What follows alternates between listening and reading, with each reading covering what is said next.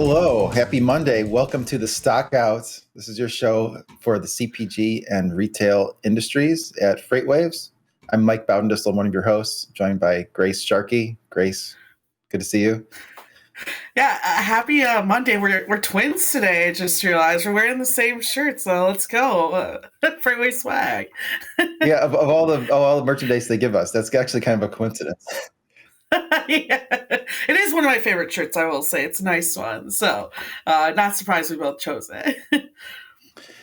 Yeah, it does. It is a comfortable one. So today, what we're going to be talking about is the Kroger-Albertsons deal. Probably saw the FTC sued to block that deal. Some interesting reactions to that. I think there's always gives us meat to talk about there. And then we're going to interview Christine Barnhart, Chief Marketing Officer and Industry Officer of Nulogy. So that'll be interesting. Before that, I want to make sure everyone knows how to sign up for the Stockout newsletter, which we try to send out once a week. Just go to www.freightwaves.com/the stockout. Try to highlight what's happening in CPG and retail industries, along with, a sonar chart or two. I always want to, talk about some of the data that we have at FreightWaves. And also, if anyone is interested in signing up for the FreightWaves conference, you can do that via the link on those newsletters. Hope to see people in Atlanta.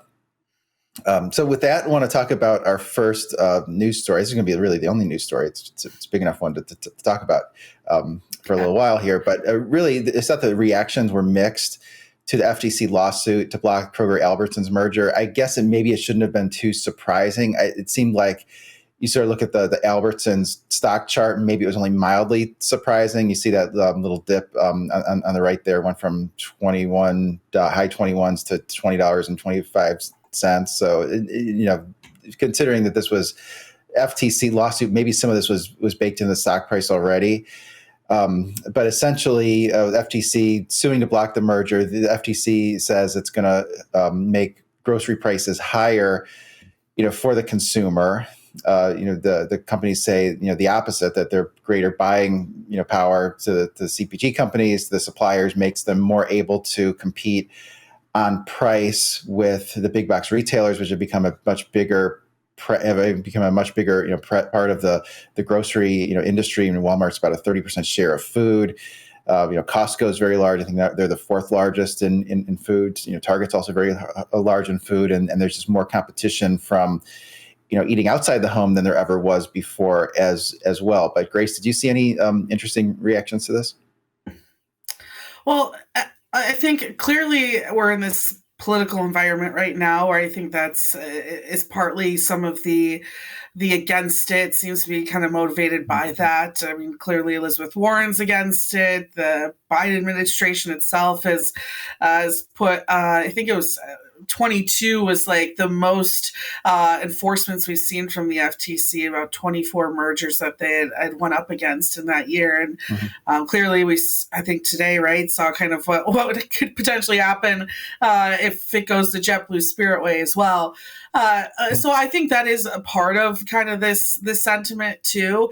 It is interesting because on the pricing part, right, like the conversation seems to be more steered towards like the anti-competition between even more local grocers and what that can mean for the unions themselves, where really the flip side of this is part of Kroger and Albertsons discussion is like, well, we're trying to compete with Walmart and Amazon and those offerings and price wise too. So it does seem strange to me that conversation isn't looked at from both directions as well, because I think that's a big part of this. I mean, you and I have talked about food prices for pretty much every, if not every other episode that we've been doing the show together. And I mean, there's so many different things that go into that to say that like this is the reasoning that big grocery is the reasoning that we're having some of these huge pricing issues. Like, I think that's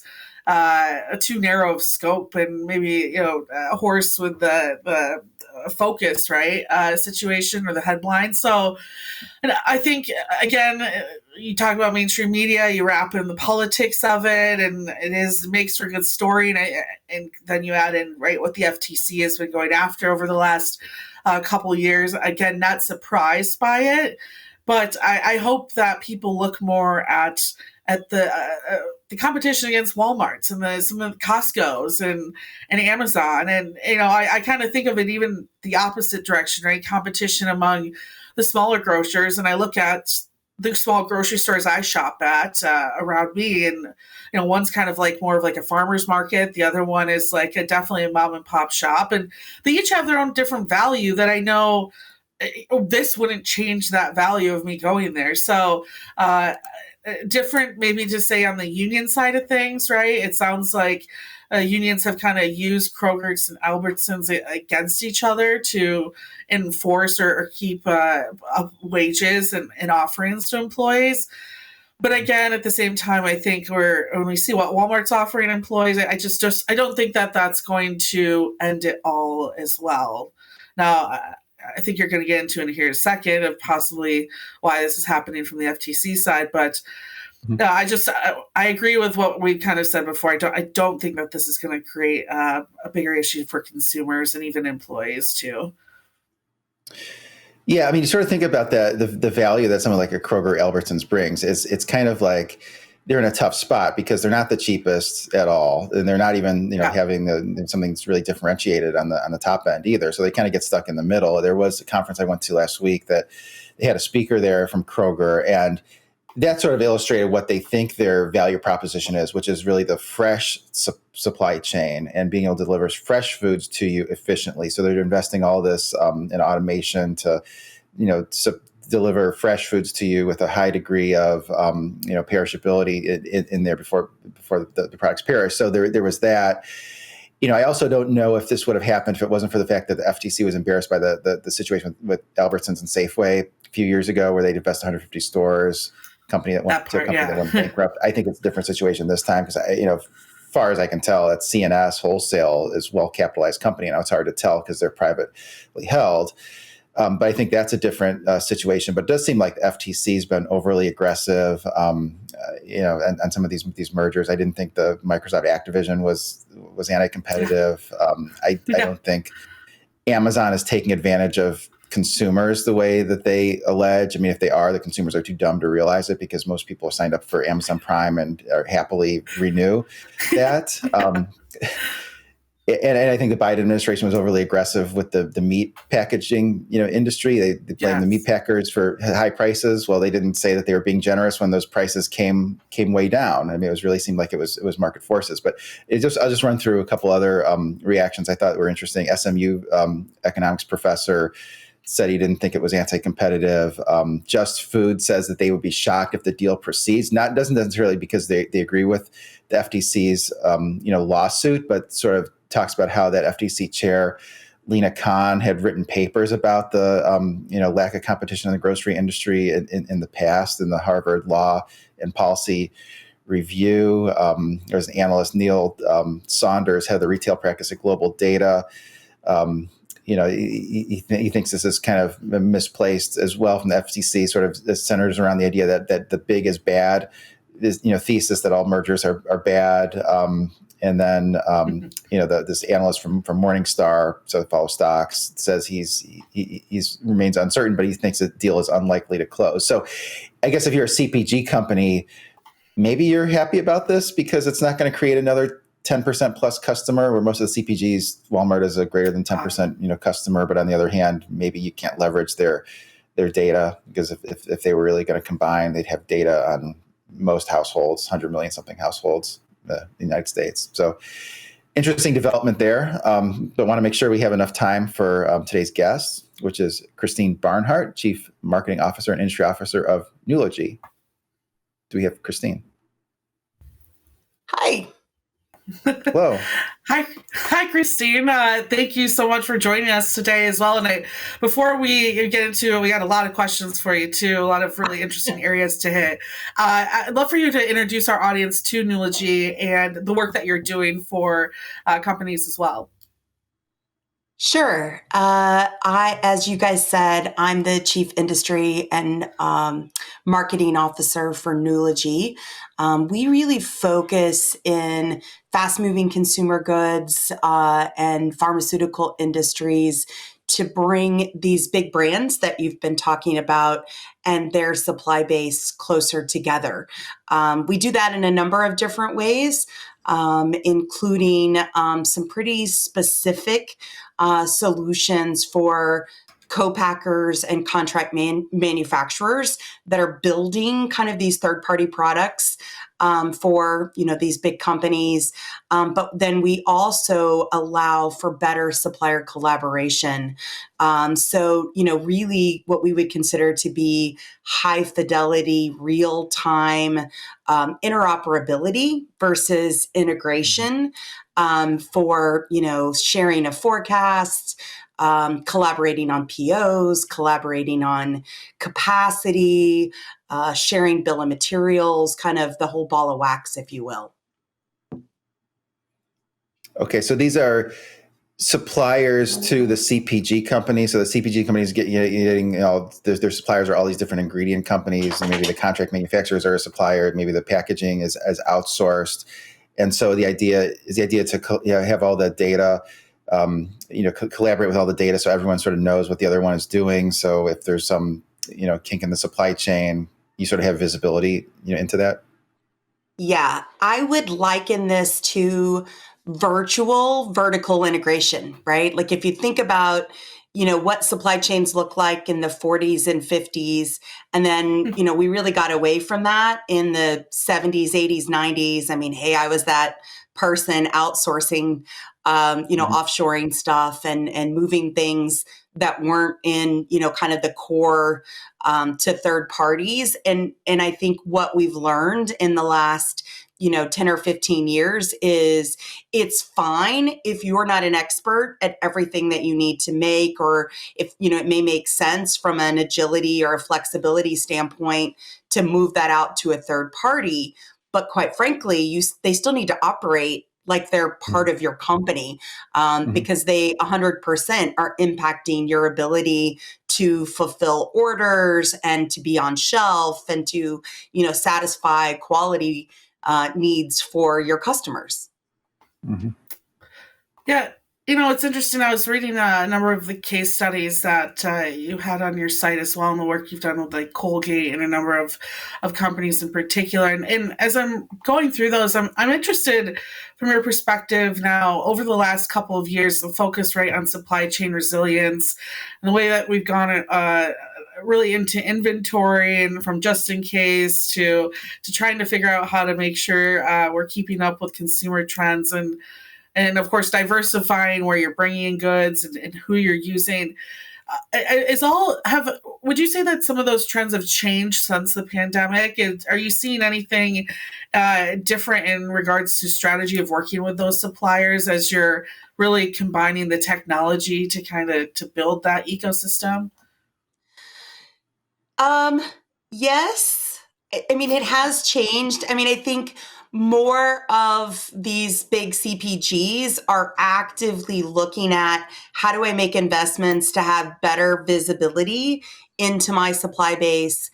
How do I ensure that, I have this ability to collaborate and orchestrate and all of those things. And then I think the other part of it is many are looking at how do I become the customer of choice, right? Because one of the things that I think we really saw during COVID is if you were a company that was super difficult to work with, you better hope you were like an A customer because there was just shortages across the board. And why, if you're not an A customer, why am I kind of spinning my wheels with you? So I do think we're seeing more of these large companies kind of looking beyond ERP and beyond their APS systems. They are really starting to investigate what I would call purpose-driven solutions that help them solve these problems, with their external manufacturers, their co-packers, their contract manufacturers, their raw material ingredient suppliers, which, it's outside their four walls. So these traditional enterprise systems they weren't designed to do that kind of work. Yeah, makes sense. Yeah, I mean, you mentioned how there were shortages of everything during the pandemic. I mean, how do you view the role of the contract manufacturers? I mean, you heard a lot about that during the pandemic because there was such a surge in CPG items that a lot of CPG companies had to outsource a lot of this, and the contract manufacturing is more expensive. I mean, do you view that as kind of like a surge demand for manufacturing? And I guess, also for startup brands, that might be helpful as well. You don't know if a brand is going to be successful, so maybe outsource that manufacturing. But how do you see the role of the contract manufacturer here? Well, I think, we heard about it during COVID, but it actually existed. It's existed for much, much longer, right? So, data shows us that about 30% of manufacturing is outsourced to third parties. That number is growing steadily for a number of issues. Part of it is just, if you think about like launching new products, testing markets, maybe having more differentiation. So, if I'm a very large manufacturer, I want to change over my process internally as little as possible. It makes me more efficient. It allows me to keep stuff at shelf. And one of the things we saw during COVID were, assortments changed, right? Like Campbell's was not offering every kind of Campbell's soup. They went back and they're like, here's kind of the core. We can make this, we can make it in volume, and we can keep something at shelf. And that's where I think a lot of third parties can really help. Beyond that, third parties really help you, kind of get the final form the way your customer wants it, right? Maybe in one region or one geography, it's a little different. And so you may make the bulk, and then you send all of that out to a co-packer, and then they, kind of help you make the various assortments. So, I mean, there's multiple reasons to use third parties. What we're seeing is third parties are growing. More and more of this manufacturing is being shipped out, and I think some of it is just the cost of assets. Just the consumer demands changing. I mean, there's a lot of different factors, but it's not going away. What's interesting too is the work that you're doing. And you just brought this up, right? That being able to see into all of these suppliers' chains, because they are one entity at the end of the day. That really seems to me like you're creating a very proactive atmosphere. And so for those supply chain leaders watching today who are looking for advice on going from this like reactive to proactive state, what does that take? What does that take in overall manufacturing process and the way that those links are communicating with each other? Yeah, I mean, I think, if you step back and you look at it during COVID, how we tried to be agile and resilient was just to build more inventory. The more inventory we had, the more likely that we could satisfy customer demand. And I think, to be progressive and to be more, less reactionary, we have to think differently, right? How can I shorten the lead time from the time I know that I need something until I tell my supplier and they deliver it, right? Well, part of how you do that is by having systems that talk to each other, right? And as soon as I know there's a change in demand, I start to give that supplier, information that says, hey, the demand is changing. I need to, switch from one product to another product. And that's really where supplier collaboration tools kind of fit within the market, because I'm able to share both long-term forecasts, but I'm also, able to collaborate on POs, which are within the frozen or slushy horizon. I'm also able to collaborate on capacity where, maybe I don't know exactly what the mix is going to be in 6 months, but I can already see trends that show that, one product line is increasing and another product line is decreasing. And so I want to change how I am forecasting the capacity that I need with the supplier. And then I think it's also having kind of these robust platforms, right? I'm not just giving a supplier a spreadsheet and saying, here's what it is. In real time, in a platform, they're able to communicate with me. They can ask questions. They can say, hey, I can't do 100% of this PO, but I can split it maybe into 2 deliveries. And then you as the customer can take action against that. And then, oh, by the way, at the beginning of next month, when you're running the SNOP and all of your business executives have forgotten why you fulfilled, demand the way that you did, you're not searching through emails, you're not searching through Excel spreadsheets, you're kind of pulling this up and you're saying, oh, yeah, there was a shortage of a material, maybe 2 or 3 rungs back in the supply chain. It impacted our ability to make this product. So we chose and agreed to ship this in 2 batches or whatever it may be. So, I think it's really looking, beyond your kind of traditional tool set, which, look, I don't discount the importance. I was in planning, I was in purchasing. You need those tool sets, but they just don't do enough, right? And so when you layer on, supplier collaboration tools and other type of, orchestration tools, it actually makes even your basic tool set more valuable, because now it's not 2 weeks later that data gets into your ERP.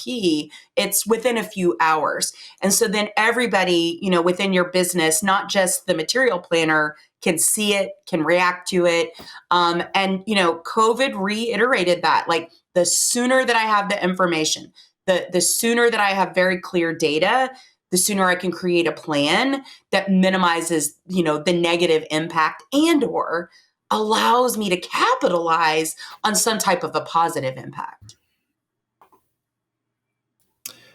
Yeah, it seems like that would really help with, things like making decisions about promotions, whether to need to discount something or not, whether you're going to have too much of it. I mean, are there any industry verticals that you feel, maybe could benefit the most from this type of collaboration? And I wanted to ask you, when there is kind of a lack of communication between the suppliers, where is that usually taking place? Yeah, so I think I would say pretty much any industry that does high-speed manufacturing can benefit from this. So, when you think about, maybe like engineered to order products or, build to order products, maybe not as much, at least not with the tool sets that are available today. But, when you think about, CPG, food and beverage, pharmaceuticals, chemicals, high-tech electronics, kind of the whole gamut. Anybody that's really pushing products to consumers, right, could benefit from this type of technology. Beyond that, I think, don't try to, like, my advice to companies is don't try to boil the ocean. Like, and we see that so much, right? Like, or don't chase kind of the shiny new object. We saw that with blockchain. We're seeing that with generative AI. I'm a huge proponent of innovation and technology, and I think people should experiment. But there's also just fundamental things that, as supply chains, we've kind of forgotten how to do. Somehow, between like the boomers and the Gen Xers and the millennials, we didn't pass on those fundamentals, and I think we're suffering as a result. And that, it's and then the other piece. Look, I work for a technology company, but I was in manufacturing for 25 years. Don't start with the technology, start with the use case, start with the business problem. What is the challenge that you're trying to solve? And then go out and find a solution that has demonstrated with your peers in your group that, we can solve that problem.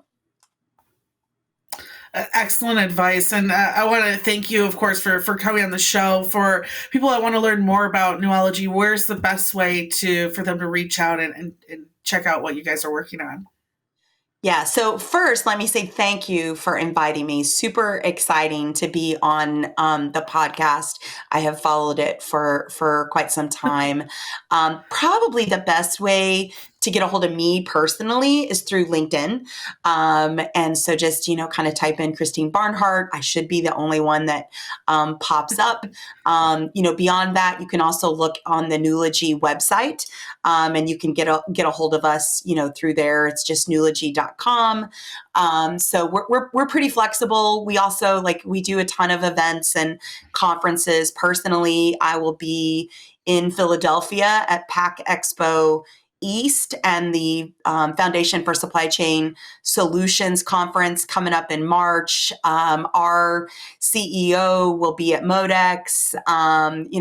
We have a ton of stuff coming up, and you can follow us through the website or through LinkedIn, either one. And we'd love to talk to you. I'm a talker.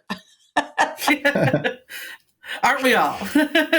Well, thank you so much. I appreciate it. And for our audience out there, make sure that, just like Mike said, check out our newsletter. Go to freightwaves.com, click on newsletters at the top of the page, and right on top of the list, you'll see the Stockout link as well. And then from there, when you get your first newsletter, check out our discount code for our event as well in Atlanta here in a couple months. But other than that, we'll talk with you all next week.